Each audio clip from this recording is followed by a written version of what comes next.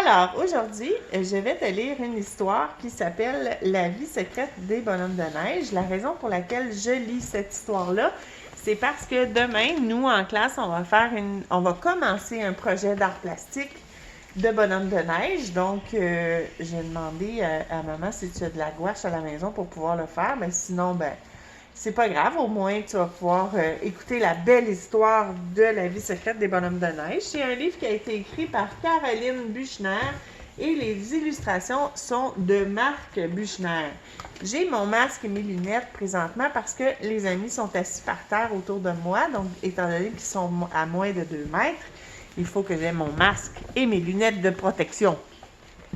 Alors, on va commencer à lire l'histoire. Donc, tu vas voir que cette histoire-là a des images magnifiques et ça va nous inspirer pour pouvoir faire notre projet d'art plastique.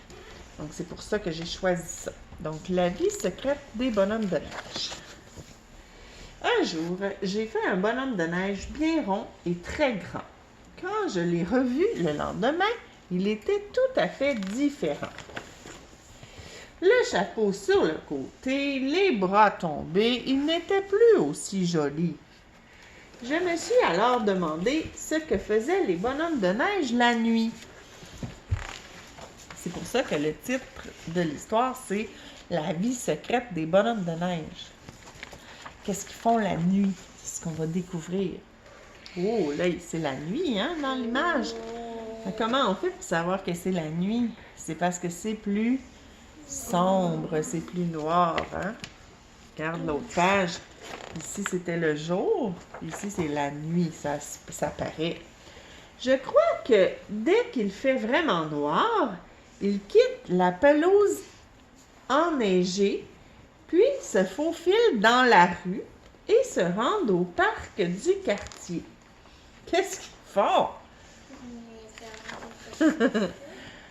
Alors, qu'est-ce qu'ils font? Là, ils se rassemblent pour boire du chocolat glacé. Hein? Ils ne peuvent pas boire du chocolat chaud, eux, hein? Que leur maman leur ont gentiment préparé. Ils ont des mamans, les bonhommes de neige. Ah. Puis, les jeux commencent. 1, 2, 3, partez! Les bonhommes de neige font la course. Qui va gagner? Oh, il est tombé.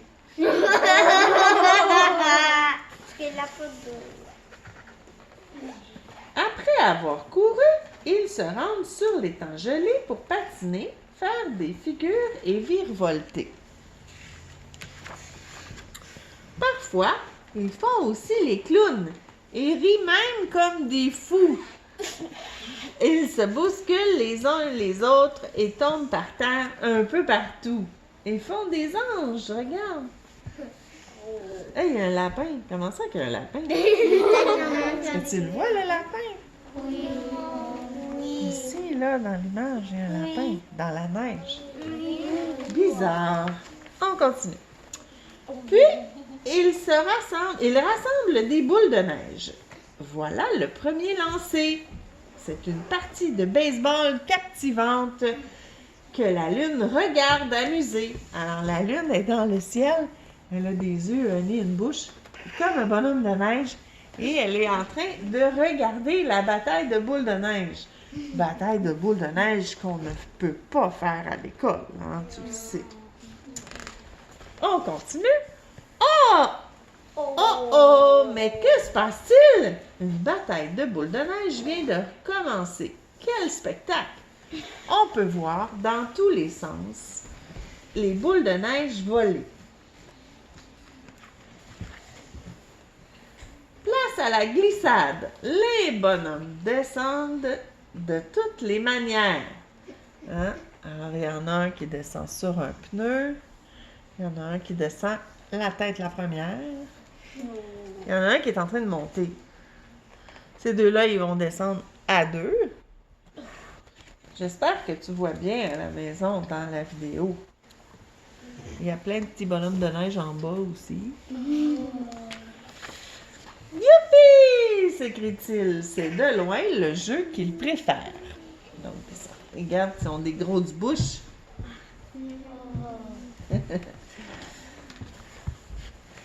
la fin, épuisé et tombant de sommeil, ils décident de rentrer.